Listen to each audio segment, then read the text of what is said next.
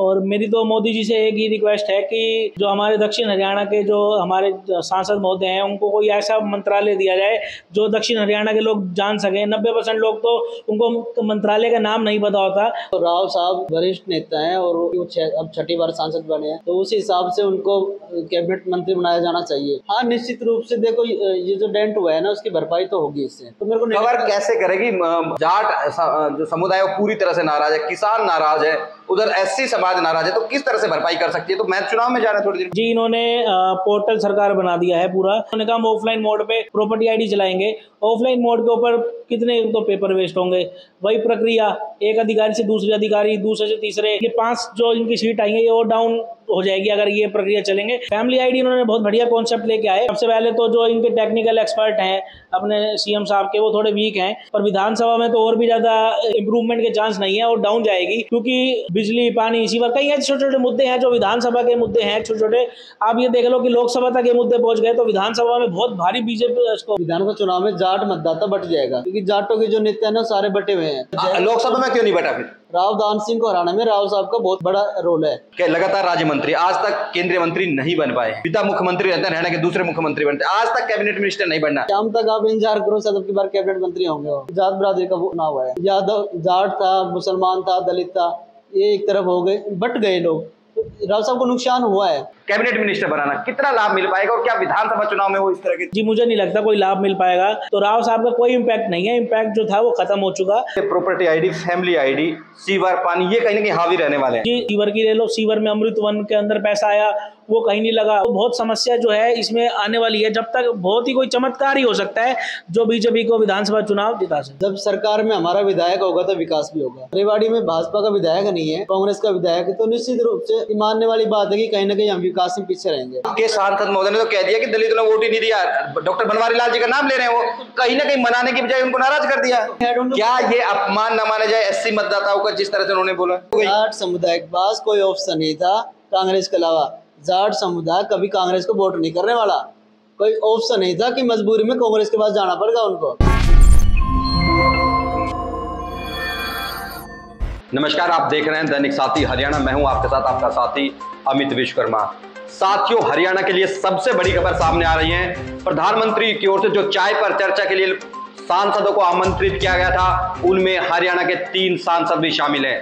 प्रमुख तौर पर बात करें तो करनाल से नवनिर्वाचित सांसद मनोहर लाल खट्टर, जो कि करीब 9.5 साल तक हरियाणा के मुख्यमंत्री रहे, उनको प्रधानमंत्री की ओर से चाय पर बुलाया गया था। वहीं इसके अलावा गुरुग्राम लोकसभा सांसद केंद्रीय मंत्री राव इंद्रजीत सिंह एक बार फिर से चाय पर चर्चा के लिए पहुंचे थे प्रधानमंत्री के साथ। वो तस्वीरों में दिखाई दे रहे हैं, आप तस्वीरों में स्पष्ट रूप से देख सकते हैं कि दूसरी पंक्ति में राव इंद्रजीत सिंह बैठे हुए, जहां पर प्रथम पंक्ति में मनोहर लाल खट्टर दिखाई दे रहे हैं। वहीं सबसे चौंकाने वाला, क्योंकि जो प्राथमिक सूचनाएं मिल रही थी, जो सूत्रों के हवाले से खबरें मिल रही थी, उनमें बताया जा रहा था कि हरियाणा की ओर में 2 मंत्रियों को बनाया जाएगा, 2 सांसदों को मंत्रिमंडल में शामिल किया जाएगा।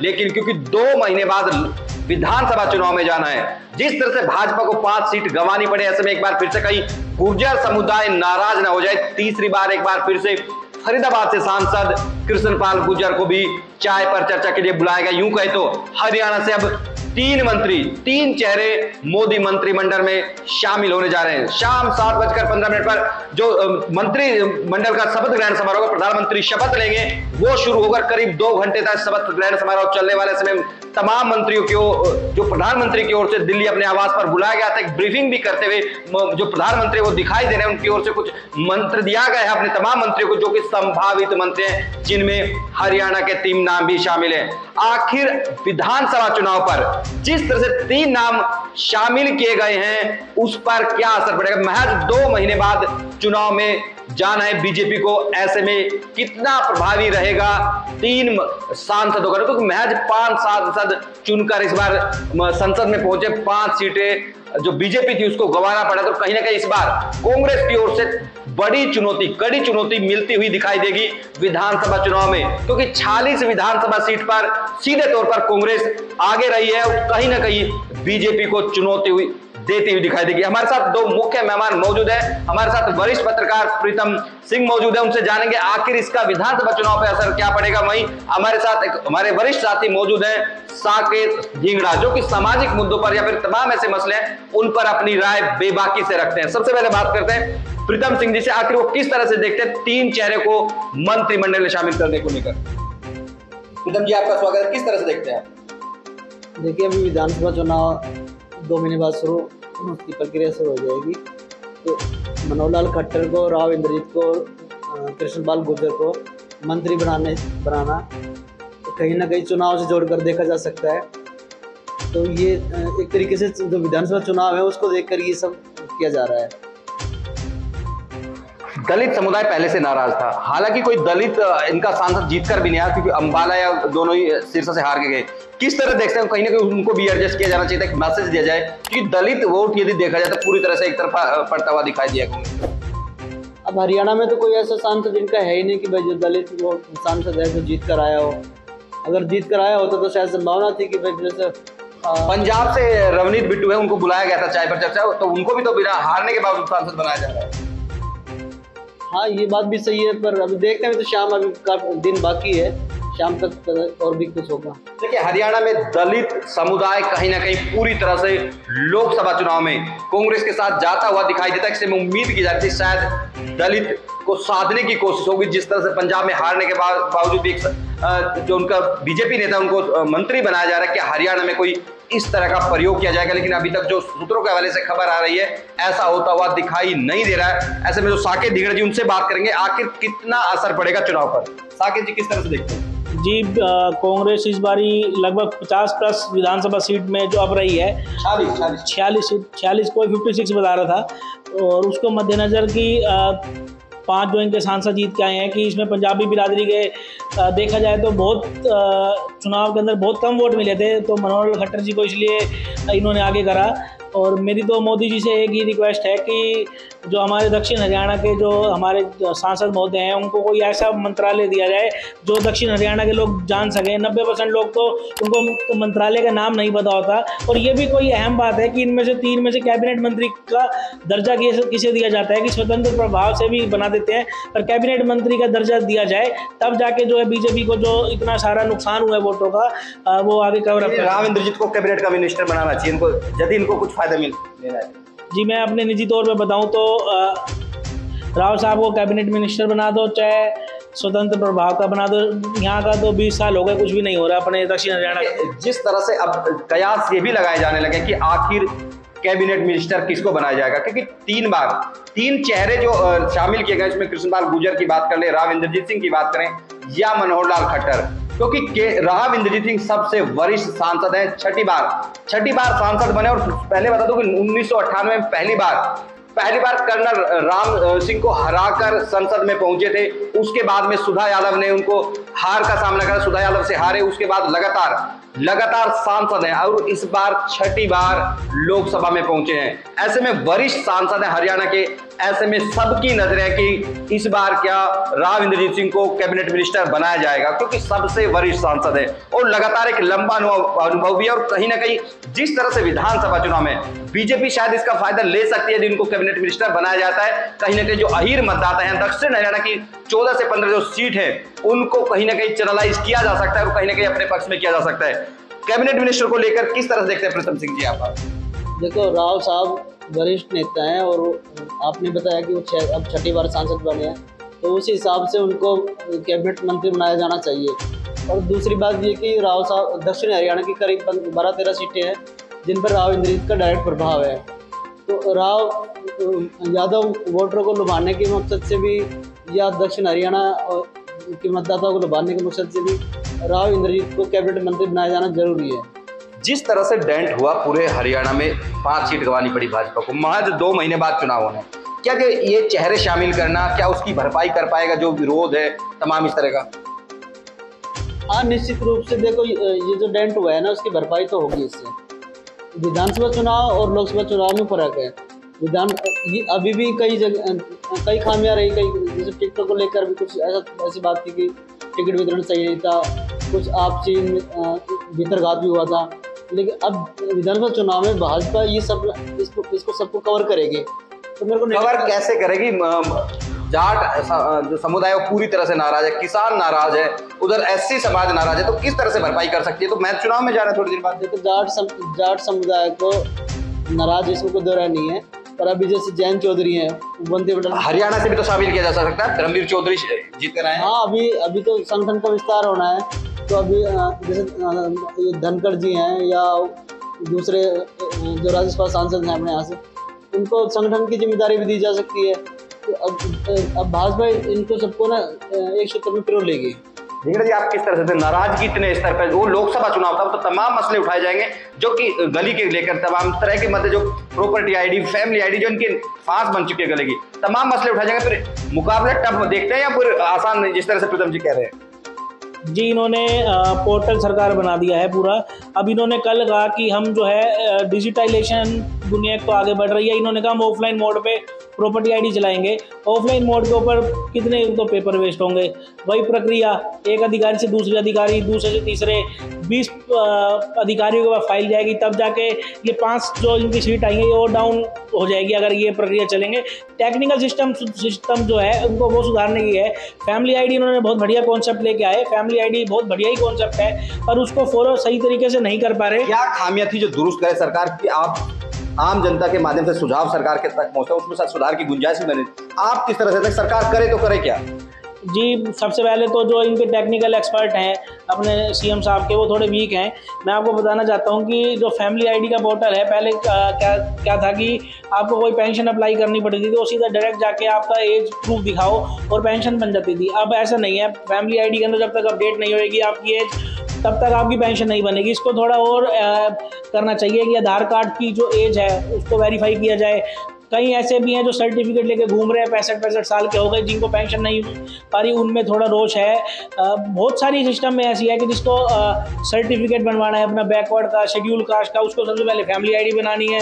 फैमिली आईडी बनने के बाद उसकी इनकम वेरीफाई होगी, जो कई चरणों में होती है। इनकम वेरीफाई होने के बाद उसका जाति वेरीफाई होगी, तब जाके ये जो प्रोसेस चलता है। तो इसमें इनको टेक्निकल सिस्टम सुधारने की जरूरत है। क्या 2 महीने में कुछ सुधार होता हुआ दिखाई देगा कि महज 2 महीने? और 3 जो मंत्री बनाने का कॉन्सेप्ट, क्या तमाम जो इनकी दिक्कतें थी, जो लोगों की नाराजगी दिखाई दी लोकसभा चुनाव, क्या दूर हो पाएगी? जी, विधानसभा और लोकसभा थोड़े अलग है, जैसे प्रीतम जी ने बताया, पर विधानसभा में तो और भी ज़्यादा इनकी इम्प्रूवमेंट के चांस नहीं है और डाउन जाएगी, क्योंकि बिजली, पानी, सिवा कई ऐसे छोटे छोटे मुद्दे हैं जो विधानसभा के मुद्दे हैं छोटे छोटे। आप ये देख लो कि लोकसभा तक ये मुद्दे पहुंच गए, तो विधानसभा में बहुत भारी बीजेपी को राव इंद्रजीत सिंह ने खुद आरोप लगाया कि बिजली कट लगा दिए गए। हाँ जी, बिल्कुल। राव साहब ने कहा कि अधिकारी जो हैं, जितने भी जो अधिकारी लेवल के काम नहीं हो पा रहे, जिनको उनको दिक्कत आई चुनाव के अंदर, तो विधानसभा में तो ये दिक्कत बीजेपी के लिए बढ़ने वाली है। जी देखिए, जिस तरह से साकेत जी का कहना है कि विधानसभा चुनाव है, ऐसे में तमाम तरह की जो दिक्कतें थी, बिजली की बात कर ले, पानी की बात कर ले, सीवर की बात, तमाम इस तरह की जो दिक्कत थी, एक बार फिर से जब लोकसभा में लोगों की ओर से मसले को उठाया गया, तो विधानसभा चुनाव में मुखर होकर लोग इस पर लामबंदी करते हुए दिखाई देंगे और कहीं ना कहीं सरकार के सामने परेशानी खड़ी हो सकती है। ऐसे में क्या 3 मंत्रियों को मंत्रिमंडल में शामिल करना और तमाम इस तरह की जो चुनौतियां हैं सरकार के सामने, उससे सरकार निजात पाएगी विधानसभा चुनाव में? आप इसको किस तरह से देखो, विधानसभा चुनाव में आप बता रहे हो कि जाट नाराज है, दलित नाराज है, जाट नाराज है, ठीक है। जाट विधानसभा चुनाव में जाट मतदाता बट जाएगा, क्योंकि जाटों के जो नेता है ना सारे बटे हुए हैं, तो जाट मतदाता बच जाएगा। लोकसभा में क्यों नहीं बटा? फिर बटा ही था, हालात ऐसे हो गए थे लोकसभा में, तो थोड़ा सा एक जो था संविधान वाला मुद्दा, वो थोड़ा राव दान सिंह तमाम विधानसभा से जीत कर आए, जाट बहुल्य मानी जाती है। ये सब राव साहब का प्रभाव था। राव दान सिंह को हराने में राव साहब का बहुत बड़ा रोल है। अगर राव इंद्रजीत सिंह महेंद्रगढ़ में सक्रिय नहीं होते, अगर वहाँ के मतदाताओं को जिस तरीके से उन्होंने मोटिवेट किया, अगर वो नहीं करते तो राव दान सिंह जीतते निश्चित रूप से। तो यहाँ राव साहब का प्रभाव है। कितना प्रभाव विधानसभा चुनाव में दिखाई देगा?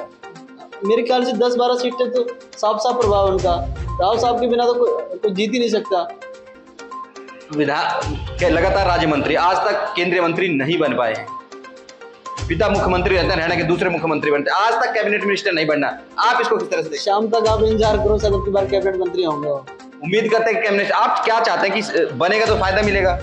हाँ, कैबिनेट मंत्री होंगे तो निश्चित रूप से क्षेत्र को भी फायदा मिलेगा, तो और विधानसभा चुनाव में भी फायदा मिलेगा।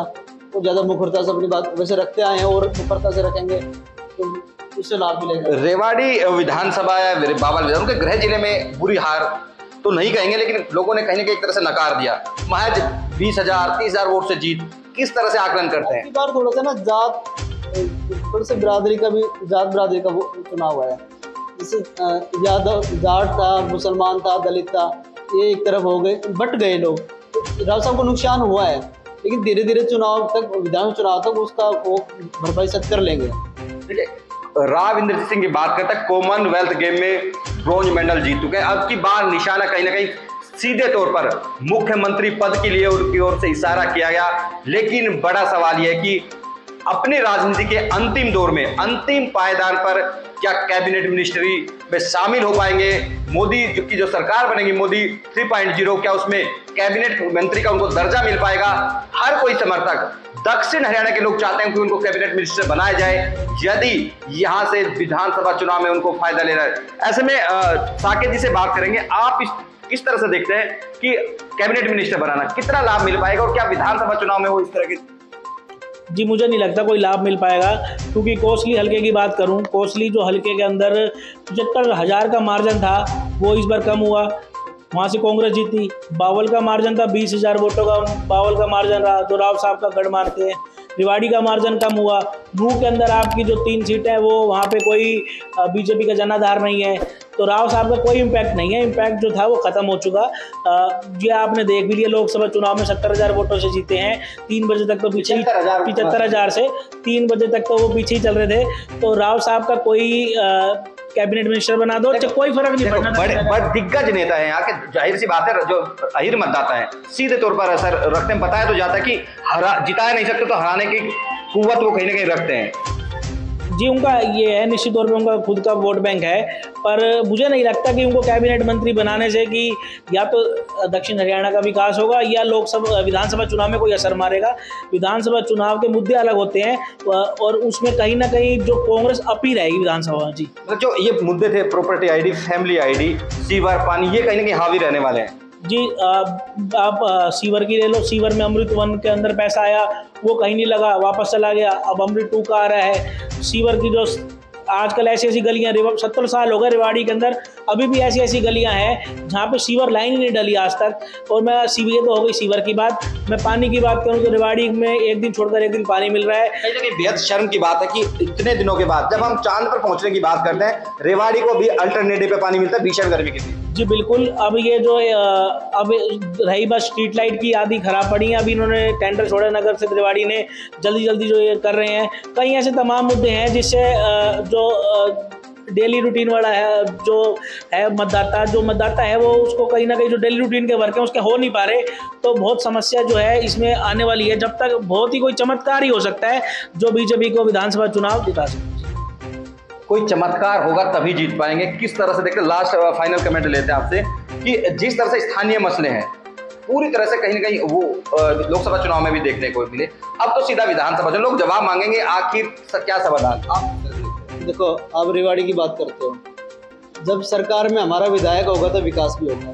अब रेवाड़ी में भाजपा का विधायक नहीं है, कांग्रेस का विधायक है, तो निश्चित रूप से ये मानने वाली बात है कि कहीं ना कहीं हम विकास में पीछे रहेंगे। बावल में भाजपा का विधायक है, मंत्री भी है, बावल में विकास हो रहा है, अच्छा खासा विकास हो रहा है, दिखता भी है जमीन पर। आपके सांसद महोदय ने तो कह दिया कि दलितों ने वोट ही नहीं दिया। डॉक्टर बनवारी लाल जी का नाम ले रहे हैं, वो कहीं ना कहीं मनाने की बजाय उनको नाराज कर दिया। मैं एक पत्रकार होने के नाते ना मैं बता रहा हूँ आपको, मैं भी वहाँ था, उन्होंने ये किसी जाति विशेष का नाम नहीं लिया। बनवारी जी को स्पेशल, उन्होंने खाली ये कहा कि प्रदेश भर में इस तरह की हवा चल रही थी और डॉक्टर साहब को ज्यादा पता है, तो डॉक्टर वो मंत्री है। क्या ये अपमान न माना जाए SC मतदाताओं का, जिस तरह से उन्होंने बोला? इस तरह की कुछ मीडिया के लोग चला रहे हैं, कुछ सोशल मीडिया पे चल रहे हैं, लेकिन ये अपमान वाले, लेकिन उन्होंने कुछ कहा ही नहीं इस तरह की बात। मैं वहाँ मौजूद था। अब कोई कुछ भी कह रहा है वो अलग बात है, लेकिन इस तरह की कोई बात नहीं है। हाँ, विधानसभा चुनाव में अभी देखते जाओ, धीरे धीरे ना, अब 2-3 महीने बच रहे हैं, विधानसभा चुनाव के मुद्दे और लोकसभा चुनाव के मुद्दे अलग अलग होते हैं। विधानसभा चुनाव के मसले बड़े ज्यादा है ना, इसलिए ज्यादा उनको परेशानी का सामना करना पड़ेगा। भाजपा के जो कार्यकर्ता है ना, भाजपा की जो टीम है, वो लोगों को समझा नहीं पाई।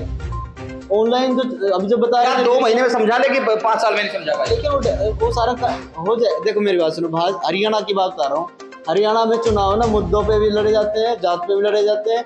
यहाँ जाट और नॉन जाट का चुनाव होता है ज्यादातर। मैंने एससी एक बड़ा वर्ग 18 से 20% समुदाय को तो नाराज ही कर दिया। अब नाराज एससी समझ कहाँ जाएगा? कांग्रेस में जाएगा, बसपा में जाएगा। तो कांग्रेस को वोट किया ना उन्होंने। हाँ तो बसपा नहीं थी ना, अब विधानसभा चुनाव निकल के जाएगी बसपा, वो बट जाएंगे वहीं के वहीं। मुसलमान बट जाएंगे, जाट तो बटे पड़े हैं, इनको तो कभी ये इकट्ठे नहीं हो सकते इनको तो।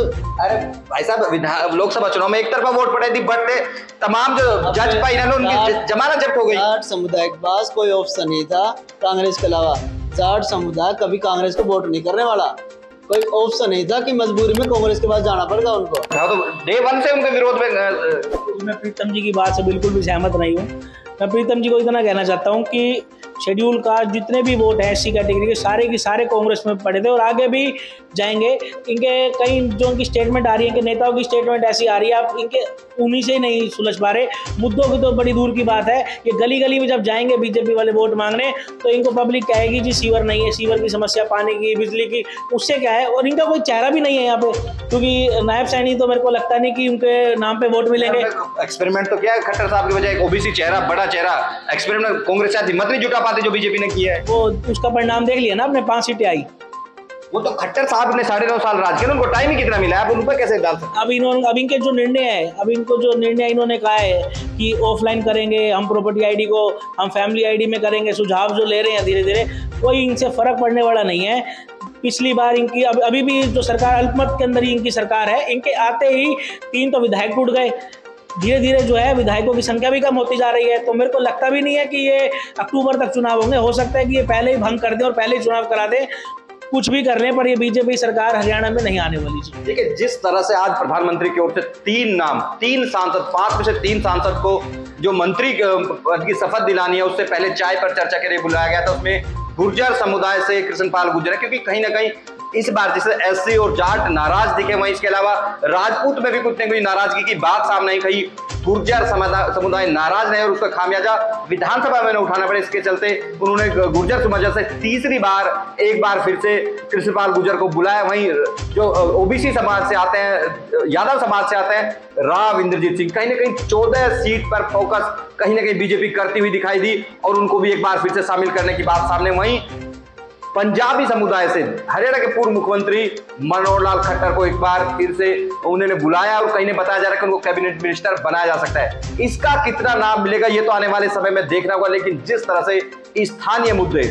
मुद्दे हावी हैं, क्या सरकार इनसे पार पा पाएगी ये भी देखना बेहद जरूरी होगा, क्योंकि सर पर है विधानसभा चुनाव। कितना लाभ मिलेगा, क्या जो स्थानीय मुद्दे हैं, सीवर, पानी, तमाम इस तरह के फैमिली आईडी, प्रॉपर्टी आईडी, कहीं ना कहीं सरकार के गले की फांस बने हुए हैं। यदि वो उस पर जाते हैं, इसको ऑफलाइन करता, कहीं ना कहीं भ्रष्टाचार बढ़ने का कहीं ना कहीं सीधे तौर पर अंदेशा लगाया जा रहा है। आखिर सरकार क्या निर्णय लेगी ये भी देखना होगा।